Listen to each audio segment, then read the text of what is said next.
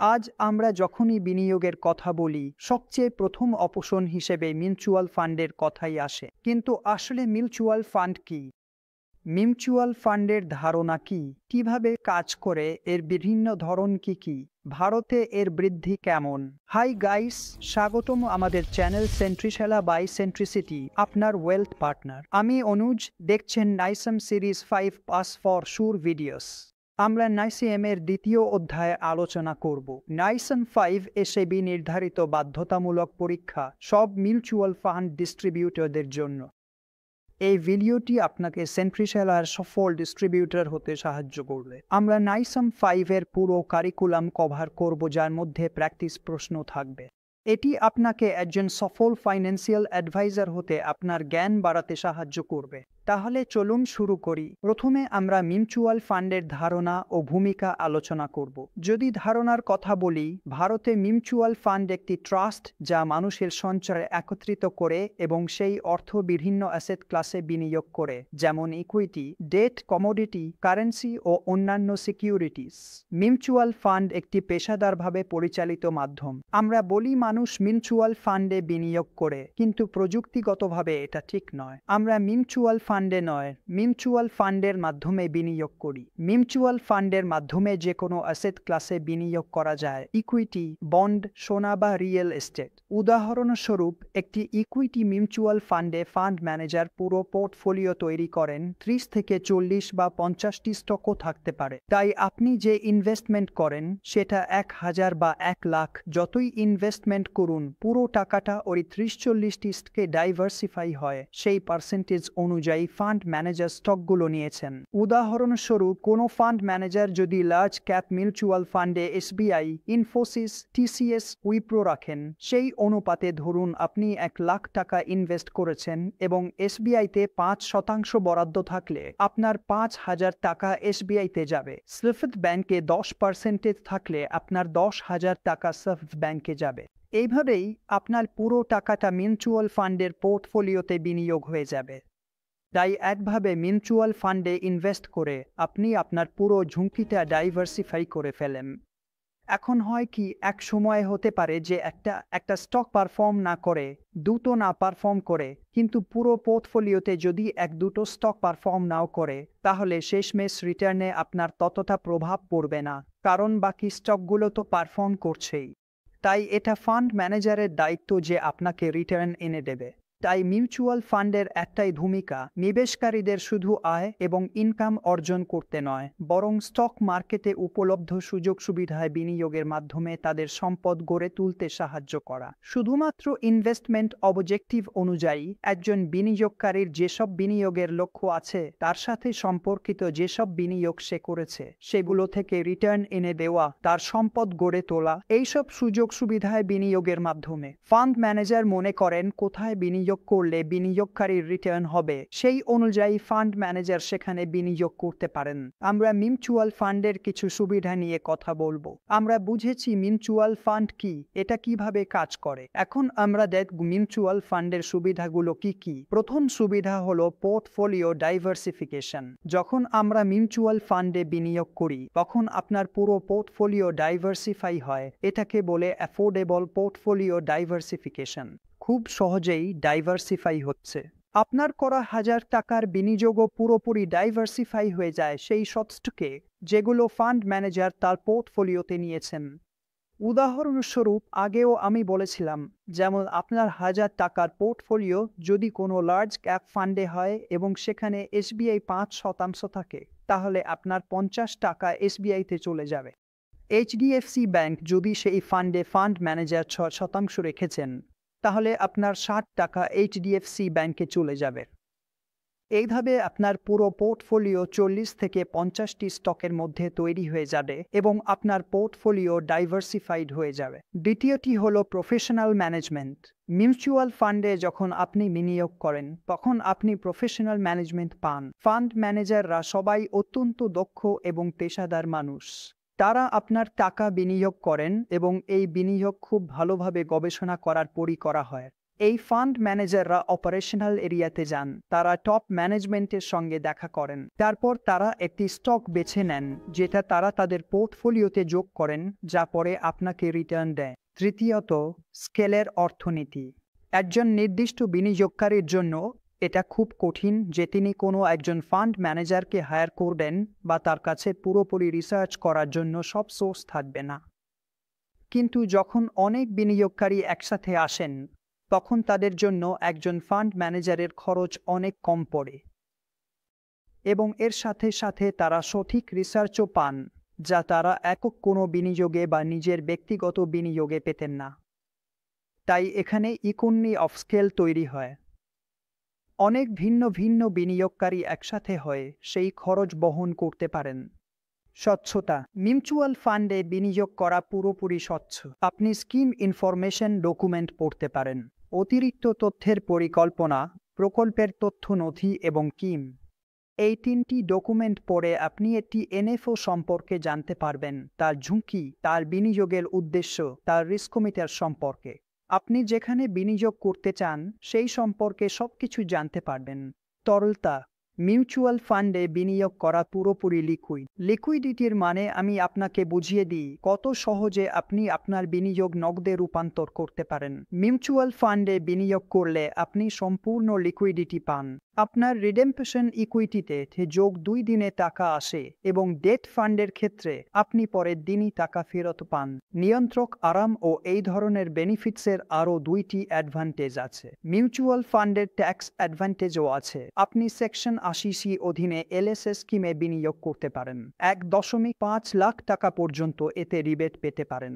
এখন পর্যন্ত শুধু অ্যাডভান্টেজের কথাই বললাম, তাহলে কি মিউচুয়াল ফান্ডের কোনো ডিসঅ্যাডভান্টেজ আছে? চলুন দেখি ডিসঅ্যাডভান্টেজ আছে কিনা। এখনকার কারিকুলামে 1 বছর আগেও মাত্র 1-2টি অসুবিধার কথা বলা হয়েছিল, কিন্তু এখন এতে আরও 1-2টি ডিসঅ্যাডভান্টেজ যোগ হয়েছে। প্রথম যে ডিসঅ্যাডভান্টেজ, যেটাকে আমি ডিসঅ্যাডভান্টেজ বলি না, নম্বর 1 হলো চয়েস ওভারলোড। দেশে 44টি এমসি মিউচুয়াল ফান্ড কোম্পানি আছে এবং সবার কাছেই সব ধরনের ফান্ড আছে। আমি যদি লার্জ ক্যাপ ফান্ড বলি, সবার কাছেই আছে, সবার কাছে স্মল ক্যাপও আছে, সবার কাছে মিড ক্যাপও আছে, সবার কাছে মাল্টি ক্যাপও আছে। তাই একজন বিনিয়োগকারীর জন্য খুব কঠিন হয়ে যায় কোন ফান্ড বেছে নেবেন। একভাবে বললে এটা চয়েস ওভারলোড। এতগুলো ফান্ডের মধ্যে থেকে বেছে নেওয়া একটু কঠিন কাজ। পোর্টফোলিও কাস্টমাইজেশনের অভাব। আপনি ফান্ড ম্যানেজারকে বলতে পারবেন না যে আপনার এই স্টকটা আপনার পোর্টফোলিওতে চাই। আপনি এই ফান্ডের অন্যান্য মিউচুয়াল ফান্ড বিনিয়োগকারীদের মতোই। আপনাকে কাস্টমাইজড পোর্টফোলিও দেওয়া হবে না।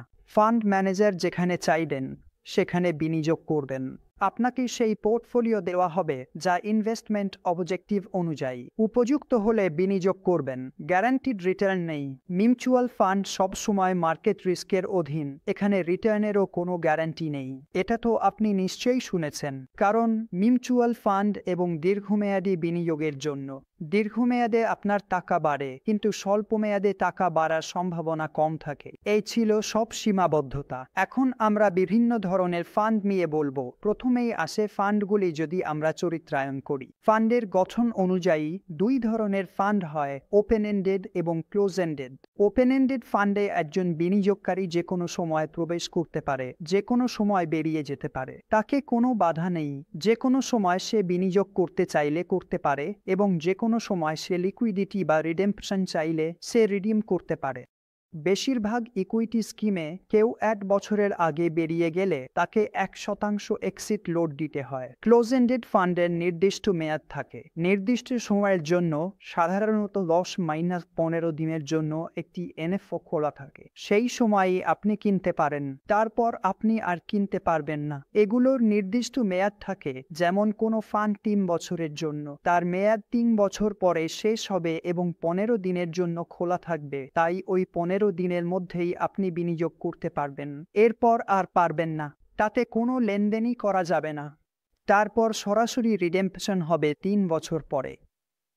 কিন্তু এই 3 বছরের মধ্যে এই ফান্ডটি স্টক এক্সচেঞ্জে তালিকাভুক্ত থাকতে হবে। তাই আপনি স্টক এক্সচেঞ্জে গিয়ে লেনদেন করতে পারেন যদি আপনি কোনো ক্রেতা বা বিক্রেতা পান। কিন্তু এটা সহজ নয়। যদি আপনি ক্রেতা পান তাহলে বিক্রি করতে পারেন, আর বিক্রেতা পেলে কিনতেও পারেন, কিন্তু সেখানে লিকুইডিটি খুবই কম। ফান্ডের ম্যানেজমেন্ট অনুযায়ী আরও দুই ধরনের ফান্ড আছে। প্রথমটি অ্যাক্টিভলি ম্যানেজড, দ্বিতীয়টি passively managed. Actively managed fund হলো সেই সব ফান্ড যেখানে ফান্ড ম্যানেজার খুব সক্রিয়ভাবে কাজ করেন। তিনি সবসময় বেঞ্চমার্ক হারানোর চেষ্টা করেন এবং ফান্ড ম্যানেজারকে পজিটিভ আলফা তৈরি করতে হয়। আলফা মানে স্কিমের রিটার্ন থেকে বেঞ্চমার্ক রিটার্ন বাদ। ধরুন একটি লার্জ ক্যাপ স্কিমের বেঞ্চমার্ক নিফটি 12% রিটার্ন দিয়েছে আর আপনার স্কিম 14% রিটার্ন দিয়েছে, মানে ফান্ড ম্যানেজার পজিটিভ আলফা তৈরি করেছেন।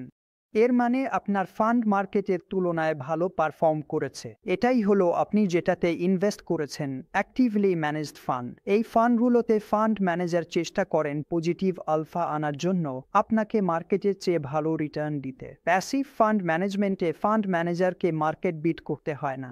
শুধুমাত্র যতটা মার্কেট রিটার্ন দিচ্ছে ততটাই রিটার্ন দেওয়ার চেষ্টা করতে হয়, কারণ এই প্যাসিভ ফান্ড ম্যানেজমেন্ট ইন্ডেক্স ফান্ডে হয়। ইন্ডেক্স ফান্ড যে কোনো ইন্ডেক্সকে রিপ্লিকেট করতে পারে। উদাহরণস্বরূপ যে কোনো এমসির একটি ইন্ডেক্স ফান্ড থাকতে পারে। যেমন নিফটির একটি ইন্ডেক্স প্ল্যান আছে, তাহলে সেটা শুধু নিফটিকে রিপ্লিকেট করবে। নিফটি যদি 12% রিটার্ন দেয় তাহলে এই ফান্ডও 12% রিটার্ন দিতে পারে। তবুও যদি কোনো পার্থক্য থাকে নিফটির রিটার্ন আর আপনার ফান্ডের রিটার্নের মধ্যে, তাহলে সেই পার্থক্যকে আমরা ট্র্যাকিং এর বলবো।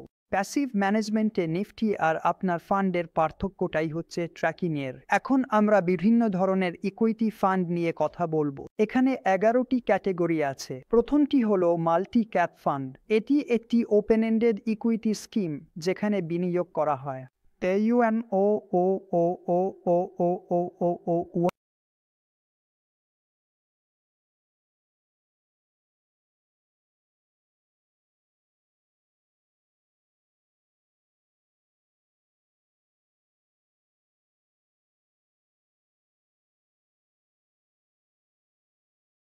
এবং বাকি 25% ফান্ড ম্যানেজার যে কোনো জায়গায় বিনিয়োগ করতে পারেন।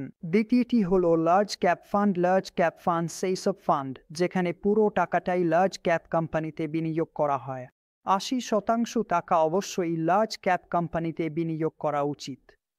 সামনে এগোনোর আগে আমরা একটা সংজ্ঞা দেখে নেব, লার্জ ক্যাপ, মিড ক্যাপ আর স্মল ক্যাপ আসলে কি। যদি আমি লার্জ ক্যাপের কথা বলি, বুক অনুযায়ী লার্জ ক্যাপ হলো প্রথম 200টি কোম্পানি যাদের ফুল মার্কেট ক্যাপিটালাইজেশনের ভিত্তিতে নির্বাচন করা হয়। অর্থাৎ মার্কেট ক্যাপিটালাইজেশনের হিসেবে প্রথম থেকে 200 নম্বর পর্যন্ত কোম্পানিগুলোকে লার্জ ক্যাপ হিসেবে ধরা হবে। মার্কেট ক্যাপিটালাইজেশন মানে হচ্ছে স্টক প্রাইসকে কোম্পানির মোট শেয়ারের সংখ্যা, অর্থাৎ আউটস্ট্যান্ডিং এবং ফ্রি ফ্লোটিং শেয়ার দিয়ে গুণ করা। অর্থাৎ আপনার যতগুলো শেয়ার আছে সেই শেয়ারের সংখ্যা যদি আমি শেয়ার প্রাইস দিয়ে গুণ করি তাহলে কোম্পানির মার্কেট ক্যাপিটালাইজেশন বের হয়ে যায়। তাহলে প্রথম 200টি কোম্পানি ফুল মার্কেট ক্যাপিটালাইজেশনের দিক থেকে লার্জ ক্যাপ হিসেবে ধরা হয়। আর এখানে যদি প্রথম 250 দিনে পারভারের প্রভাব থাকে, 21তম কোম্পানি থেকে শুরু করে ফুল মার্কেট ক্যাপিটালাইজেশনের ভিত্তিতে এগুলোকে স্মল ক্যাপ ধরা হয়। এগুলোকে বলা হয় large cap, mid cap, small cap. কোনো ফিনান্সের বইতে এদের সঠিক সংজ্ঞা নেই, কারণ আমার জন্য স্মল ক্যাপ হতে পারে যেটা পাকিস্তানের জন্য লার্জ ক্যাপ, বা আমেরিকার স্মল ক্যাপ সেটা আমাদের ইন্ডিয়ার জন্য লার্জ ক্যাপ হতে পারে। এটা নির্ভর করে এক ইকোনমি থেকে আরেক ইকোনমিতে। কিন্তু যদি আমরা ইন্ডিয়ার কথা বলি তাহলে লার্জ ক্যাপ, মিড ক্যাপ আর স্মল ক্যাপের সংজ্ঞা এটাই। এরপর আমরা লার্জ ক্যাপ ফান্ডের কথা বলছিলাম। তাহলে লার্জ ক্যাপ ফান্ডে 80% ইনভেস্টমেন্ট শুধুমাত্র লার্জ ক্যাপ কোম্পানিতেই যেতে হবে। তাহলে যখন পুরো টাকার অন্তত 80% লার্জ ক্যাপ কোম্পানিতে যায় তখন সেটাকেই লার্জ ক্যাপ ফান্ড বলা হয়। 80%ই হলো ম্যান্ডেট, 80% যেতেই হবে। বাকি 20% ফান্ড ম্যানেজারের বিবেচনায় নির্ভর করে, অর্থাৎ ফান্ড ম্যানেজার যেখানে ইনভেস্ট করতে চান। তৃতীয়টি লার্জ মিড ক্যাপ ফান্ড ও ওপেন এন্ডেড স্কিম, যা লার্জ ও মিড ক্যাপ স্টক দুটিতেই ইনভেস্ট করে। লার্জ ক্যাপ কোম্পানির ইকুইটি ও ইকুইটি সংক্রান্ত ইনস্ট্রুমেন্টে ন্যূনতম বিনিয়োগ 35%, মিড ক্যাপ কোম্পানির ইকুইটি ও ইকুইটি সংক্রান্ত ইনস্ট্রুমেন্টেও ন্যূনতম বিনিয়োগ 35%। তাই লার্জ ও মিড ক্যাপ কোম্পানিতে 35-35%। 35% লার্জ ক্যাপ কোম্পানিতে যাবে এবং 35% মিড ক্যাপ কোম্পানিতে যাবে। তাহলে মোট 70% লার্জ ও মিড ক্যাপে থাকা উচিত। বাকি 30% ফান্ড ম্যানেজারের বিবেচনার ওপর নির্ভর করে সে কোথায় ইনভেস্ট করছে। এটা হতে পারে সে 50% লার্জ ক্যাপ ও 50% মিড ক্যাপ নেবে। ম্যান্ডেট পূরণের পর ফান্ড ম্যানেজার যে কোনো জায়গায় ইনভেস্ট করতে পারে। পরবর্তী হলো মিড ক্যাপ ফান্ড। এটি ওপেন এন্ডেড স্কিম যা মিড ক্যাপসকে ইনভেস্ট করে। ন্যূনতম 65% মিড ক্যাপে ইনভেস্ট যে কোনো সময় এবং এর উপরে। ফান্ড ম্যানেজারের বিবেচনার বিষয়। বিভিন্ন ধরনের ফান্ড আছে। আমরা large cap, multi cap, mid cap দেখেছি। তাই মিড ক্যাপ ফান্ডে একটি ওপেন এন্ডেড ইকুইটি স্কিম শুধুমাত্র মিড ক্যাপেই ইনভেস্ট করা উচিত। ইকুইটি ও ইকুইটি রিলেটেড ইনস্ট্রুমেন্টে ন্যূনতম বিনিয়োগ হওয়া উচিত 65%। ছোট ক্যাপ, স্মল ক্যাপেও আবার একটি ওপেন এন্ডেড স্কিম প্রধানত স্মল ক্যাপসকে বিনিয়োগ করবে। স্মল ক্যাপের ইকুইটি এবং ইকুইটি রিলেটেড ইনস্ট্রুমেন্টে ন্যূনতম বিনিয়োগ হওয়া উচিত 65%। 65% স্মল ক্যাপে বিনিয়োগ করা উচিত। বাকি 35% পুরোপুরি ফান্ড ম্যানেজারের বিবেচনার ওপর নির্ভর করবে। তিনি কোথায় বিনিয়োগ করতে চান সেটা তাঁর সিদ্ধান্ত। এরপর আসে সেক্টরাল এবং থিম্যাটিক ফান্ড। যখন পুরো টাকাটা অর্থনীতির কোনো একটি নির্দিষ্ট সেক্টরে যায় তখন আমরা সেটাকে সেক্টরাল ফান্ড বলি। এবং ওপেন এন্ডেড স্কিম যা নির্দিষ্ট সেক্টরে যেমন ব্যাংক পাওয়ারে বিনিয়োগ করে সেটাই সেক্টরাল ফান্ড। নির্দিষ্ট কোনো সেক্টরের ইকুইটি ও ইকুইটি সম্পর্কিত ইনস্ট্রুমেন্টে ন্যূনতম বিনিয়োগ মোট সম্পদের 80% হতে হবে। পরবর্তীটি হল ইএলএসএস অর্থাৎ equity linked saving scheme. Equity linked saving স্কিমে আমাদের ট্যাক্স বেনিফিট পাওয়া যায়। এতে 3 বছরের একটি লক ইন পিরিয়ড রয়েছে। আমরা এতে বিনিয়োগ করলে 1,50,000 টাকা পর্যন্ত আয়কর বেনিফিটের রিবেট নিতে পারি সেকশন 80(c)র অধীনে। 1,50,000 টাকা হলো সর্বোচ্চ পরিমাণ যা আমরা আয়করের রিবেট হিসেবে নিতে পারি। আমরা এতে যত খুশি বিনিয়োগ করতে পারি। 80% বিনিয়োগ সবসময় ইকুইটি ও ইকুইটি সংক্রান্ত ইনস্ট্রুমেন্টে থাকা উচিত। ইকুইটির শেষ ক্যাটাগরি হলো flexi cap fund. Flexi cap ফান্ডে আমরা সব ধরনের ক্যাপে বিনিয়োগ করতে পারি। লার্জ ক্যাপ, মিড ক্যাপ এবং স্মল ক্যাপ। মাল্টি ক্যাপের মতো এখানে কোনো ন্যূনতম বরাদ্দের প্রয়োজন নেই। ফান্ড ম্যানেজার যে কোনো ক্যাপে যে কোনো পরিমাণে বিনিয়োগ করতে পারেন। তিনি চাইলে 50% লার্জ ক্যাপে এবং বাকি 25% মিড ক্যাপ ও 25% স্মল ক্যাপে অথবা 50% স্মল ক্যাপে এবং বাকি অংশ মিড ও লার্জ ক্যাপে বিনিয়োগ করতে পারেন। এটাই মাল্টি ক্যাপ এবং ফ্লেক্সি ক্যাপের মধ্যে পার্থক্য। ফ্লেক্সি ক্যাপে কোনো ন্যূনতম বিনিয়োগের বাধ্যবাধকতা নেই। মাল্টি ক্যাপে প্রতিটি ক্যাপে ন্যূনতম 25% বিনিয়োগের বাধ্যবাধকতা আছে। এগুলো সবই ইকুইটি ফান্ড ছিল। এবার আমরা কিছু ডেট ফান্ড নিয়েও কথা বলবো। ডেট ফান্ডের মধ্যে প্রথমেই আসে লিকুইড ফান্ড। লিকুইড ফান্ড হলো সেই ফান্ড যেখানে বিনিয়োগ করা হয় এমন ডেট ও মানি মার্কেট সিকিউরিটিতে যার মেয়াদ 91 দিন হয়। তারপর আসে আলট্রা শর্ট ডিউরেশন ফান্ড, একটি open ended ultra short term debt scheme যা ডেট ও মানি মার্কেট ইনস্ট্রুমেন্টে বিনিয়োগ করে যার মেয়াদ 3 থেকে 6 মাসের মধ্যে হয়। তাহলে যখন কোনো সিকিউরিটির মেয়াদ 3 থেকে 6 মাস হয় তখন আমরা তাদের আলট্রা শর্ট ডিউরেশন ফান্ড বলি। কম মেয়াদি তহবিল। আবার ডিউরেশন 6 থেকে 12 মাস হলে money market open ended debt scheme যা মানি মার্কেট ইনস্ট্রুমেন্টে বিনিয়োগ করে যেগুলোর মেয়াদ 1 বছরের মধ্যে। স্বল্প মেয়াদি তহবিল, একটি open ended short term debt scheme যা ডেট এবং মানি মার্কেট ইনস্ট্রুমেন্টে বিনিয়োগ করে যাদের ডিউরেশন 1 থেকে 3 বছরের মধ্যে। মিডিয়াম ডিউরেশন ফান্ডের ডিউরেশন 1 থেকে 4 বছর এবং মিডিয়াম টু লং টার্ম ফান্ডের ডিউরেশন 1 থেকে 7 বছর। আর লং ডিউরেশন ফান্ডে ম্যাচুরিটি ডিউরেশন 7 বছরের বেশি হয়। তাই যখন আমরা শর্ট ডিউরেশন ফান্ডের কথা বলছি তখন ফান্ড ম্যানেজার যে ডেট সিকিউরিটিজ নিয়েছেন তাদের গড় ম্যাচুরিটি 1 থেকে 3 বছর। আর যখন আমরা মিডিয়াম ডিউরেশন ফান্ডের কথা বলছি তখন সেখানে নেওয়া ডেট সিকিউরিটিজের গড় ম্যাচুরিটি 1 থেকে 4 বছর। মিডিয়াম টু লং ডিউরেশন ফান্ডে গড় ম্যাচুরিটি 4 থেকে 7 বছর এবং লং ডিউরেশন ফান্ডে 7 বছরের বেশি। পরবর্তী হলো কর্পোরেট বন্ড ফান্ড। এটি একটি ওপেন এন্ডেড ডেট স্কিম যা AA+ এবং তার উপরে রেটেড কর্পোরেট বন্ডে বিনিয়োগ করে। কর্পোরেট বন্ডে ন্যূনতম বিনিয়োগ হবে 80%। মানে আপনার যে ইনভেস্টমেন্ট পোর্টফোলিও আছে ডেট সিকিউরিটিজের, সেটি AA+ এবং তার উপরে রেটেড কর্পোরেট বন্ডে যেতে হবে এবং ন্যূনতম 80% AA এবং তার উপরে রেটেড কর্পোরেট বন্ডে থাকতে হবে। পরবর্তী হলো ক্রেডিট রিস্ক ফান্ড, একটি ওপেন এন্ডেড ডেট স্কিম যা উচ্চতম রেটিংয়ের নিচের কর্পোরেট বন্ডে বিনিয়োগ করে। কর্পোরেট বন্ড ফান্ডে কি ছিল? AA+ টাকা যাচ্ছিল।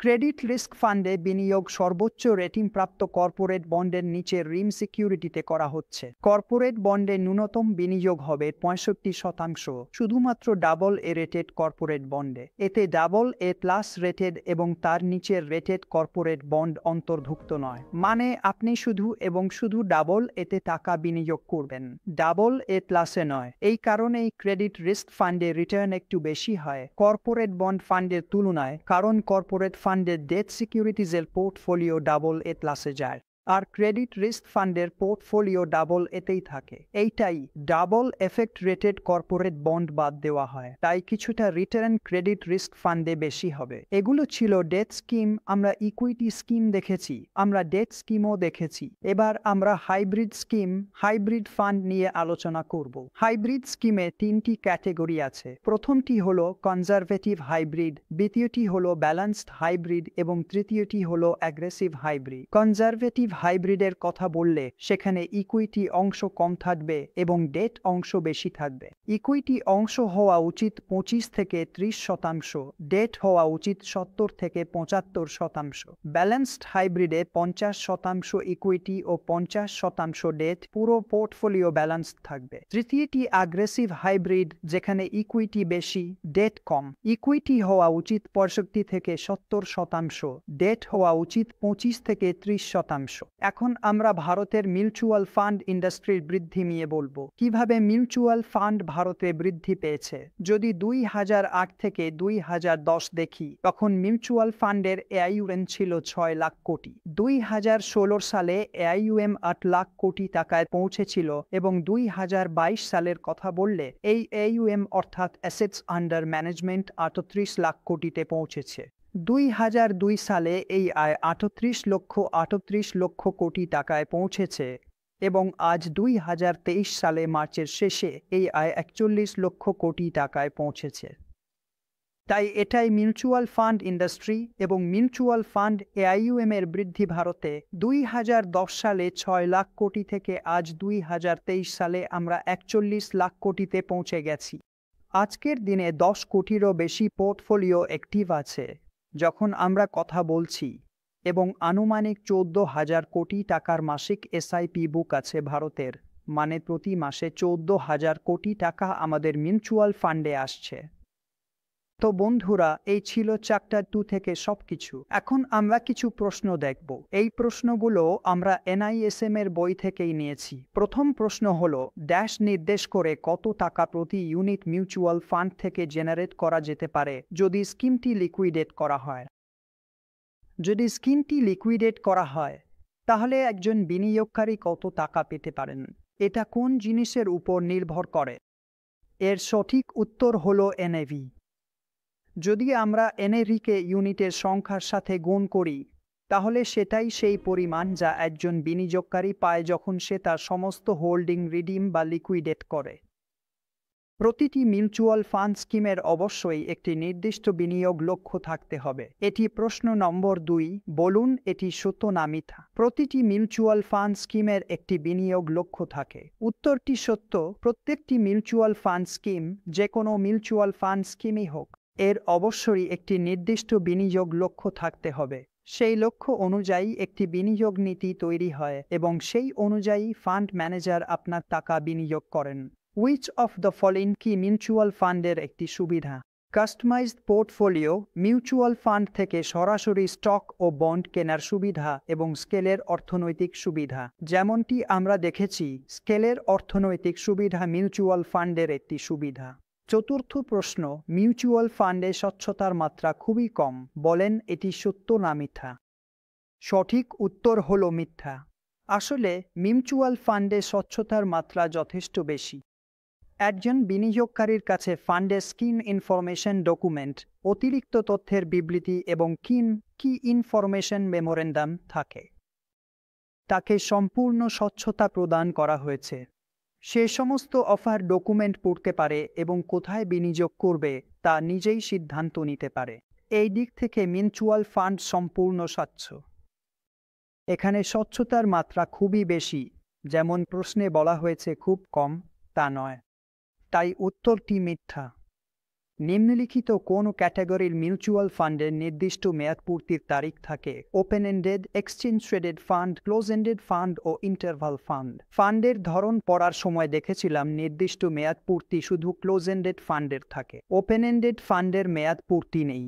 যে কোনো সময় বিনিয়োগকারী প্রবেশ করতে পারেন এবং বেরিয়ে যেতে পারেন, কিন্তু ক্লোজ এন্ডেড ফান্ডের একটি নির্দিষ্ট মেয়াদপূর্তি থাকে। সেগুলো শুধু এনএফও চলাকালীন খোলা থাকে এবং এনএফও পিরিয়ডের পরে তাতে কোনো লেনদেন করা যায় না।